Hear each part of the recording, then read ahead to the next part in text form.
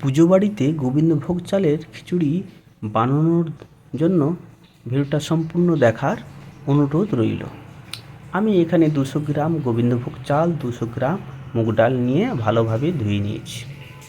এবার আমি সবজি কেটে নিয়েছি, গাজর, বিনস, আলু আর মটরশুঁটি রেখেছি।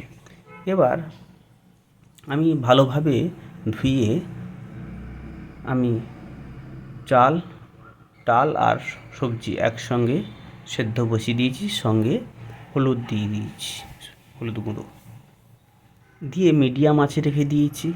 অপর দিকে কড়াইতে আমি সর্ষের তেল দিয়েছি, শুকনো লঙ্কা দিয়েছি।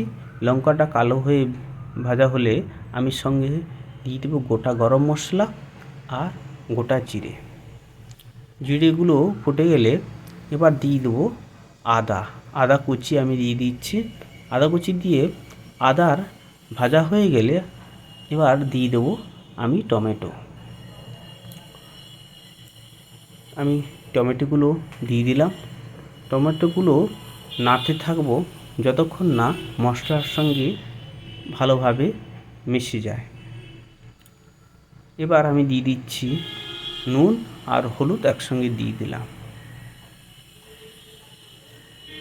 দিয়ে নাড়তে থাকবো পেঁয়াজের যতক্ষণ না পেঁয়াজটা নরম হয়ে মিশে যাচ্ছে।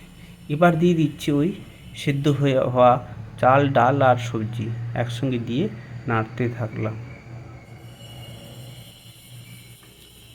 আমাদের খিচুড়িটা হয়ে এসছে। এবার দেখুন খিচুড়িটা ফুটে গেছে, সঙ্গে আমি দিয়ে দিলাম ধনেপাতা কুচি দিচ্ছি।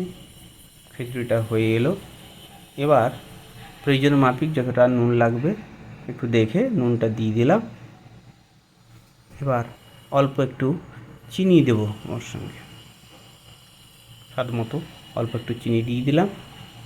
এবার আমাদের গরম গরম খিচুড়ি রেডি। ঘি দিয়ে পরিবেশন করুন। ভিডিওটি ভালো লাগলে লাইক, শেয়ার, কমেন্ট করতে ভুলবেন না। প্লিজ সাবস্ক্রাইব করবেন।